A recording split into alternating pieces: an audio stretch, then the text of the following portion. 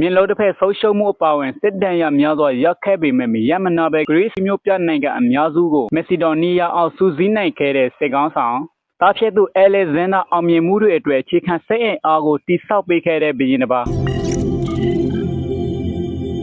ဖိလစ်ဆန်ကန်ကိုခမန်အားဖြင့် BC 382ခုနှစ်လောက်မှာဂရိနိုင်ငံမြောက်ပိုင်းဒေသဖဲလာမျိုးမှာမွေးဖွားခဲ့ပါတယ်အဲ့ဒီခဲမှာမက်ဆီဒိုနိုင်ငံဟာအတွင်းရေးပြည်ပခါများအိမ်နီးချင်းတိုက်ခိုက်မှုများကြားမှာရှိနေခဲ့ပါတယ်ဖိလစ်ဟာငယ်စဉ်ကတည်းကစစ်ရေးနိုင်ငံရေးနဲ့အာဏာလှုပ်ရှားမှုတွေကိုမြင်တွေ့ပြီးကြီးပြင်းလာခဲ့ရတဲ့သူတစ်ယောက်ဖြစ်တယ်သူအသက်ငယ်စဉ်တုန်းကတေးစ်ကိုအမခံလူငယ်အဖြစ်ပို့ဆောင်ခဲ့ပါတယ်ဒါကဆက်ရှုပ်ပြီးနောက်သဘောတူညီချက်အရပို့ဆောင်ခဲ့တာဖြစ်ပြီးတကယ်တော့အကျဉ်းသားဆန်ဆန်နေရတာပါဒါပေမဲ့ဒီအချိန်မှာသူ့ဘဝကိုအများကြီးပြောင်းလဲစေခဲ့ပါတယ်တေးစ်ကအခက်ကဂရိနိုင်ငံတွေထဲမှာစင်ရအာကြီးမျိုးတစ်မျိုးဖြစ်တယ်ဖိလစ်ကအဲ့ဒီမှာဂရိစနီးဗျူဟာတွေစစ်တပ်ဖွဲ့စည်းပုံမြစ်စီတပ်အသုံးပြုနည်းနိုင်ငံရေးအုပ်ချုပ်မှုတွေကိုလေးလာခွဲရခဲ့ပါတယ်အထူးသဖြင့်အေဖာမင်ဝန်ဒါစ်ရဲ့စနီးဗျူဟာတွေကသူ့အပေါ်အများကြီးတည်ရောက်မှုရှိခဲ့ပါတယ်သူပြန်လာတဲ့အချိန်မှာမက်ဆီဒွန်ဟာအယမတိမငိမ့်ဖြစ်နေခဲ့တယ်အိမ်နီးချင်းတွေတိုက်ခိုက်နေကြပြီးနိုင်ငံအတွင်းအာဏာလူမှုတွေရှိနေခဲ့တယ်ဘရင်တွေရှုတ်ခတ်နေရတဲ့အခြေအနေလည်းဖြစ်ပါတယ်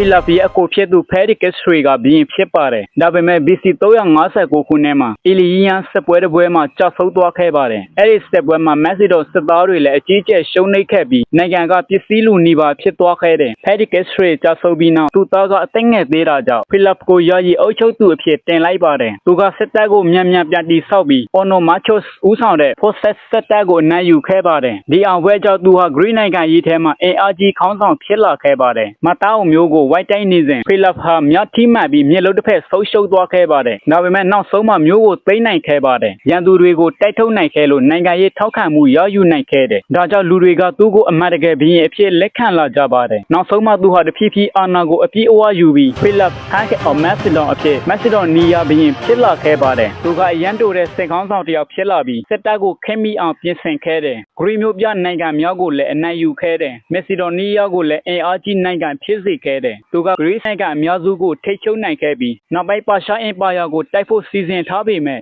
BC 336ခုနှစ်မှာကိုရန်တို့တယောက်ရဲ့လှုပ်ချန်ခြင်းကိုခံလိုက်ရပါတယ်မက်ဆီဒိုနီးယားရဲ့ရှေးဟောင်းမျိုးတို့မှာအဲ့ဒီနေ့ကသူသမီးမင်္ဂလာပွဲကျင်းပနေချိန်လူအများရှိပွဲတဲလာချိန်ဖြစ်ပါတယ်ဒီဖြစ်ရဟာသမိုင်းထဲမှာအကျိုးကျဆုံးနိုင်ငံရေးလှုပ်ချန်မှုတွေတဲကတခုဖြစ်ခဲ့တယ်လှုပ်ချန်သူထွက်ပြေးဖို့ကြိုးစားပေမဲ့ဖိလစ်ရဲ့စစ်သားတွေကချစ်ချင်းလက်ရှိုးနိုင်ခဲ့ပါတယ်ဖိလစ်ဆိုဗီနောက်မှာတော့အသက်20ပဲရှိသေးတဲ့သူ့ရဲ့သားအဲလက်ဇန်ဒါသဂရီဟာဘရင်ဖြစ်လာပြီးနောက်ပိုင်းမှာကမ္ဘာ့ကျိုးစစ်ဖို့ချုပ်ကြီးဖြစ်လာခဲ့ပါတယ်လူတယောက်ရဲ့အိမ်မက်ကြီးတွေကသမိုင်းတောင်ပြောင်းလဲနိုင်တယ်မိဘတယောက်ရဲ့လမ်းညွှန်မှုဟာနောက်လာမဲ့မျိုးစေ့ကိုပြောင်းလဲနိုင်ပါတယ်